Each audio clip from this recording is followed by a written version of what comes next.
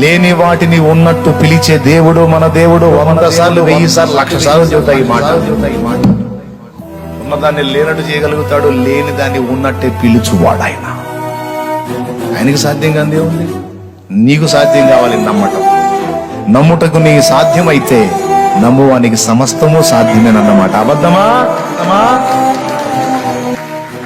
చెయ్యి, ప్రార్థన చేయి, మోకాళ్ళు.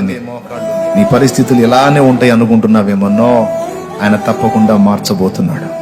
చూడ విశ్వాసంతో నువ్వు ఏ సమస్యల గురించి ఉపవాసంలో దేవుని ముందుకు వచ్చావో, దేవుని సన్నిధికి వచ్చావో, ఏ వేదనతో, ఏ సమస్యతో, ఏ బాధతో, ఏ అప్పుతో, ఏ అది శరీర సంబంధమైన సమస్యలైనా, ఆత్మీయ జీవితానికి సంబంధించిన సమస్యలైనా, సేవను కూర్చున్నటువంటి విషయాలైనా ఏవైనా ముందు విశ్వాసంతో చూడటం నేర్చుకో. దేవుని సందేహించకుండా నమ్మటం నేర్చుకో. ప్రార్థనలో అడుగు వాటిలను విశ్వాసంతో పొందానని నమ్మటం నేర్చుకో.